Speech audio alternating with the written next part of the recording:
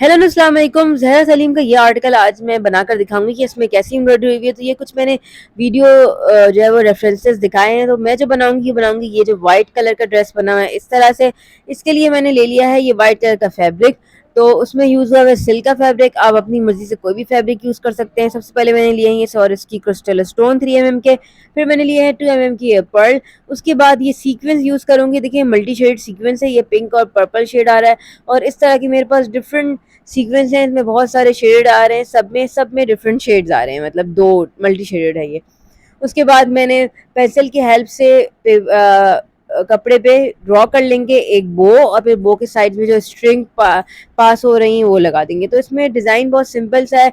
Dress में different जगह पे जो है वो इसी तरह की बोस बनी हुई हैं different different multi colour sequence से ओवरलैप कर करके, और फिर उनमें स्ट्रिंग्स बनाई हुई हैं कुछ स्टोन से, और वो स्ट्रिंग्स आपस में सारे बोस को आपस में कनेक्ट करिए। तो अगर आप फिनिशिंग से ज़्यादा काम करना चाहते हैं तो पहले आप किसी पेपर में ये बो ड्रॉ कर लें, और उसके बाद पेपर में ड्रॉ करने के बाद उसको फैब्रिक में ट्रेस करें कार्बन पेपर की हेल्प से। तो मैंने पेंसिल से जो है ना अपने फैब्रिक पे ये ड्रॉ कर लिया। तो पहले मैंने बो ड्रॉ की और उसके बाद मैंने ये स्ट्रिंग ड्रॉ की। तो इसी तरह से पूरे फैब्रिक में आप स्ट्रिंग्स बनाकर फिर डिफरेंट डिफरेंट जगह पे बोस बनाएंगे। और स्ट्रिंग भी इस तरह देखिए, मैं थोड़ा सा क्लोजअप दिखा रही हूँ। जब ये बन गया ऐसे स्ट्रिंग बनी है, बीच बीच में ये लूप सा भी बना है स्ट्रिंग में।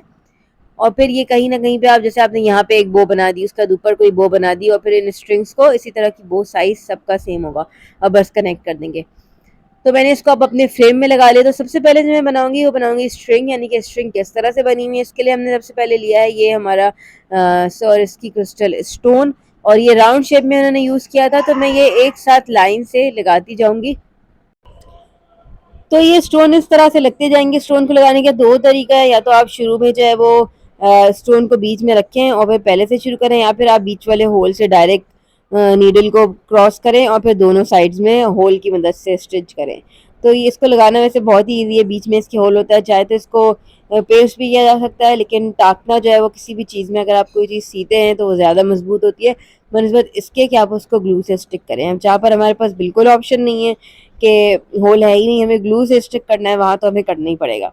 लेकिन आई रिकमेंड कि आप जिस चीज़ में होल है उसको स्टिक ना करें, क्योंकि फिर ऐसे ड्रेसेस को जो है ना वॉच बहुत ही ध्यान से करना पड़ता है, जिसमें जो है वो चीज़ें चिपकी हुई होती हैं, और 2 4 5 साल वो चीज़ें चल जाती हैं, लेकिन 10 साल बाद ज़रूर उसमें से सारा काम झड़ने लग जाता है। और फिर इसी तरह से वन बाय वन इसको लगाते जाएंगे, और पूरी स्ट्रिंग इसी तरह से हमें कंप्लीट करनी होगी। ये देखिए जैसे मैंने इतना लगाया वैसे ही पूरी स्ट्रिंग मुझे कंप्लीट करनी होगी। और उसके बाद हमें क्या करना है, इसके ऊपर हमें एक एक पर्ल लगाना है। जो 2 mm का हमारे पास पर्ल था, अब मैं लगाऊंगी 2 mm के पर्ल। ये कैसे लगाना है मुझे, यानी कि दो स्टोन के बीच से आप नीडल को एक साइड से क्रॉस करेंगे, फिर उसमें पर्ल डालकर फिर दूसरी साइड से उसको क्रॉस करेंगे इस तरह से, यानी कि दो स्टोन्स के बीच में जो गैप है उसमें ये पर्ल स्टिच हो जाएंगे। अगर आप चाहें, मैं इसीलिए कहती हूँ अगर आप चाहें तो स्टोन्स के बीच में गैप थोड़ा सा बढ़ा सकते हैं, लेकिन ये ऐसे नहीं लगेंगे कि ऑल्टरनेट नहीं लगेंगे कि पहले स्टोन लग रहा है और फिर पर्ल लग रहा है, इस तरह से नहीं लगेगा। क्योंकि अगर इसका क्लोजअप देखा जाए तो ये जो है ना इस तरह से उठा हुआ प्रोमिनेंट पर्ल इस तरह से नज़र आ रहे हैं। तो ये उनके ऊपर ऐसे ही लगे हुए हैं, और ऐसे ही लगाने से ये खूबसूरत लगेंगे। तो इसी तरह से मैं पूरी स्ट्रिंग इसकी कंप्लीट करूँगी और ऐसी स्ट्रिंग कनेक्टेड होंगी। अब उसके बाद हम बनाना शुरू करते हैं बो। तो बो के सबसे पहले मैंने लिया है ये 6 to 8 mm का ये पर्ल है, यानी कि बड़े से साइज का आप एक पर्ल ले लें, और उसको मैंने लगाया एक सीड बीट के साथ। तो पर्ल लगाने के बाद मैं क्या करूँगी, इस तरह से मैंने सेंटर में पर्ल लगा दिया। आप किसी और चीज़ की भी फिलिंग कर सकते हैं, लेकिन मैंने यहाँ पे लगाया सीक्वेंस, क्योंकि मुझे काफ़ी हद तक उसको देखने में जूम करने में सीक्वेंस ही नज़र आ रहे थे, लेकिन एग्जैक्ट डिज़ाइन ये नहीं है। तो एग्जैक्टली मुझे नहीं समझ आ रहा था कि क्या लगा हुआ है। तो मैंने यहाँ पर सिल्वर सीक्वेंस लिया, और ये जो है वो ये 4 mm की सीक्वेंस है, और मैंने यहाँ पर इसके साइड में लगाया। इसको मैंने इस तरह से लगाया कि सिर्फ एक ही साइड पे मैंने इसको टाका है, यानी कि एक साइड पे स्टिच लगाया सिर्फ, और फिर साथ में सारे लगाती गई। हल्का सा एक दूसरे को ये ओवरलैप करें, लेकिन ये फ्लावर की शेप का कुछ इस तरह से बन जाएगा। तो जब मैंने ये सीक्वेंस लगा दी उसके बाद मैंने लिए हैं ये ऑफ वाइट कलर के सीड बीड, और अब मैं जो सीक्वेंस के होल हैं उनके बीच में ये सीड बीड लगाऊंगी। अगर आप चाहें तो डायरेक्ट भी सीक्वेंस और सीड भी डायरेक्ट भी इसमें लगा सकते हैं, उसमें भी कोई प्रॉब्लम नहीं है, लेकिन मैंने इसको बाद में इस तरह से किया। चाहें तो अगर स्मॉल पर्ल है, अगर 2 mm से भी छोटे पर्ल आते हैं, 1 mm के भी पर्ल आते हैं, अगर वो लगाना चाहे तो वो भी बहुत अच्छे लगेंगे।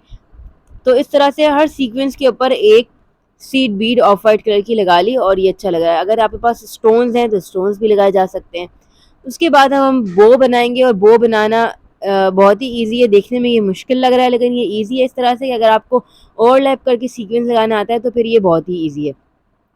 तो मैं ओवरलैप करके सीक्वेंस लगाऊंगी। देखिए पहले मैंने इस तरह से एक टाका लगाया और उसके बाद इसको दूसरी तरफ फ्लिप कर दिया।